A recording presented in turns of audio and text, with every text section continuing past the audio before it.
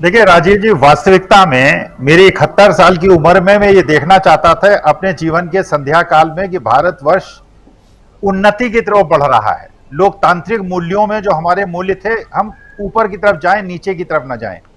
मुझे याद है पंडित जवाहरलाल नेहरू, जब हम देश आजाद हुआ उसके बाद गांव की एक औरत ने कॉलर पकड़ लिया नेहरू जी का और कहा कि आजादी से हमें क्या मिला, तो नेहरू जी ने कहा यह मिला कि प्रधानमंत्री का कॉलर तुम पकड़ सकती हो। यह हमारे देश का लोकतंत्र था।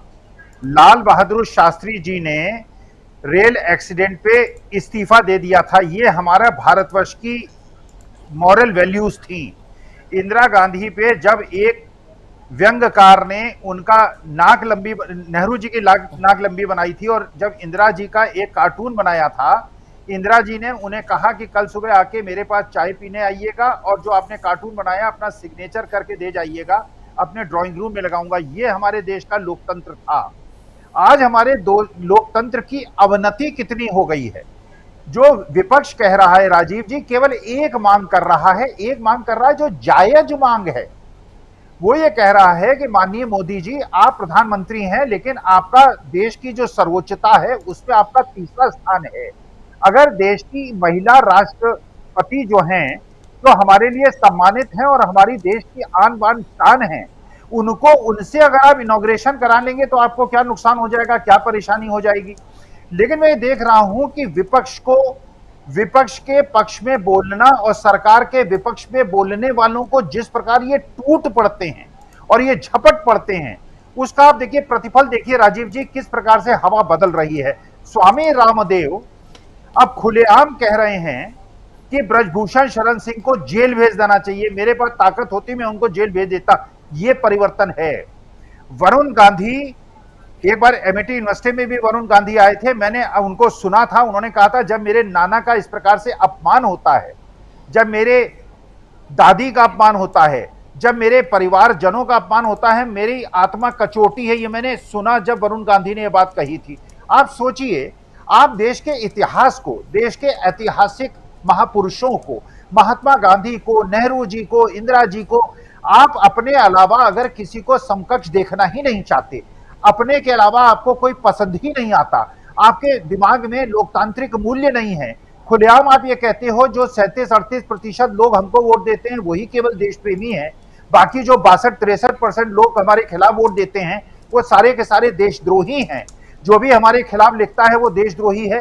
तो ये किस प्रकार के समाज की कल्पना हो रही है, किस प्रकार के भारत की कल्पना हो रही है राजीव जी। वास्तविकता में जो भारत का नक्शा मैंने अपने बचपन से देखा है, अपनी जवानी में देखा है, जो प्यारा भारत मैंने देखा है, वो अवनति की तरफ जा रहा है, वो डाउनफॉल की ओर जा रहा है। हम जर्मनी और इटली के उस शासन की तरफ, नॉर्थ कोरिया की तरफ बढ़ रहे हैं।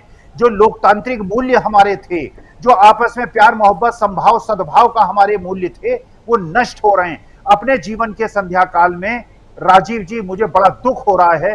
मैं क्या कल्पना कर रहा था, हमारा देश जिस प्रकार से उन्नति कर रहा था, आज जो हमारी स्थिति है, वास्तविकता में जो हो रहा है, उसमें मुझे सबसे बड़ा कष्ट यह है कि शायद मैं अपने जीवन काल में भारत को, जो मैं चाहता था विश्वगुरु, वास्तविकता में बने, विश्वगुरु न बने, वैसा ही बनता हुआ राजीव जी मैं देख रहा हूं। कि जो अमलेंदु जी ने कहा कि विपक्ष की परीक्षा है कि लोकतंत्र को बचा पाता है कि नहीं, वास्तविकता में देश के एक एक नागरिक की परीक्षा है कि वो लोकतंत्र को बचा पाता है कि नहीं।